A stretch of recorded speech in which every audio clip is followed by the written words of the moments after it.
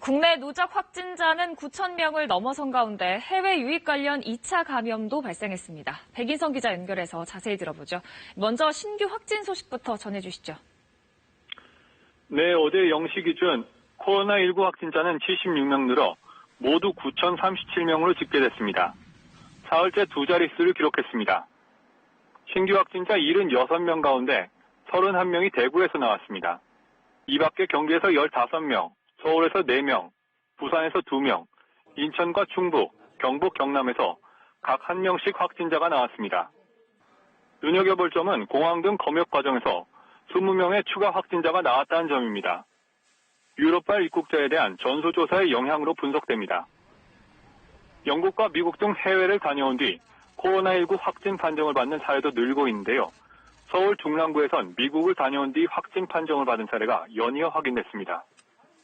또 경기 부천시에서는 미국 LA를 갔다 온 50대 남성과 그 부인이 확진 판정을 받은 등 해외 유입 관련 2차 감염도 나왔습니다.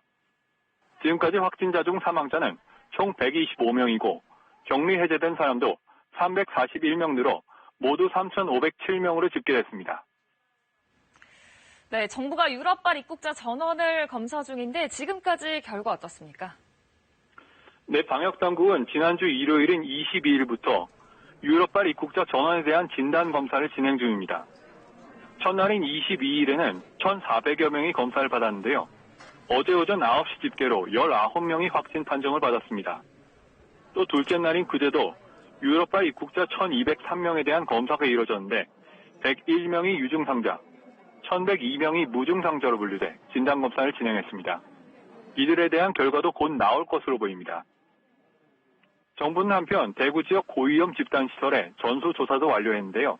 이 중 검사 결과가 확인된 3만 2천여 명 가운데 0.7%에 해당하는 224명이 양성 판정을 받았습니다. 정부는 대부분의 요양병원이 정부 권고에 잘 따라주고 있다며 증상이 있는 종사자들은 반드시 업무에서 배제해 줄 것을 당부했습니다. 정부가 강화된 사회적 거리두기 이 지침을 위반한 시설들의 행정명령을 내렸죠.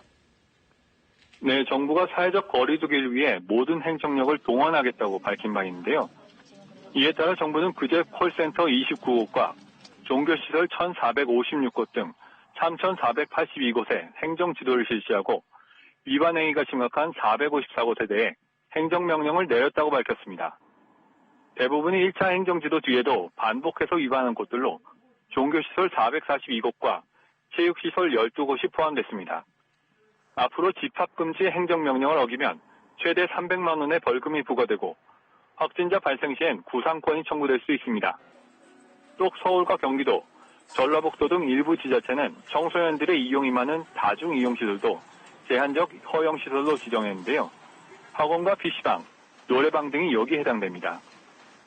한편 정부는 앞으로 해외에 거주하는 가족에게도 마스크를 보낼 수 있도록 했는데요. 동일한 수치인에 한해 역시 1인당 주 2매 기준에 맞춰 한 달에 8매 이내로 발송이 가능합니다. 지금까지 사회부에서 KBS 뉴스 백인성입니다.